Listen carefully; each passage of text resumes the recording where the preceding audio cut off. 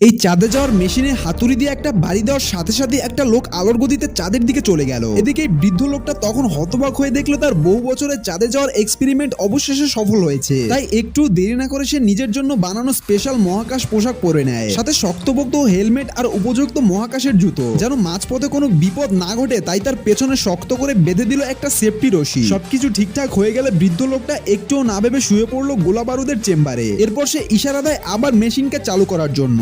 পরবর্তী সেকেন্ডে সে অতি উচ্চ গতিতে ছুটে যায় মহাকাশের দিকে। মাত্র কিছুক্ষণ ফ্লাইটের পরই সে আরামে পেরিয়ে যায় পৃথিবীর বায়ুমণ্ডল। তারপর ধীরে ধীরে নেমে পড়ে চাঁদের মাটিতে। কিন্তু যখন সে ভালোভাবে দাঁড়ালো তখন সে যা দেখে তাতে তার শরীর ঠান্ডা হয়ে আসে। চারদিকে পড়ে আছে অসংখ্য মানুষের মরাদেহ, আর এরা সবাই তার পুরনো এক্সপেরিমেন্টের অংশ ছিল। 2 বছর 6 মাস ধরে বারবার চেষ্টা করার পর সে আজ চাঁদে পৌঁছাতে পারলেও দেখা যায় সেই জায়গাটা একদমই জনমানবহীন। কোনোভাবে যাতে উপগ্রহ থেকে তাকে খুঁজে পাওয়া যায়, তাই সে সেই মৃতদেহগুলো দিয়ে বানিয়ে ফেলে একটা SOS সিগন্যাল। তারপর সে আকাশের দিকে তাকিয়ে সাহায্যের জন্য চিৎকার করে। ঠিক তখনই তার পেছনে বাঁধা সেই সেফটি রশিটা টানতে শুরু করে। সে কিছু বুঝে ওঠার আগেই তাকে টেনে নিয়ে ফেলা হয় এক ঘন জঙ্গলের মধ্যে।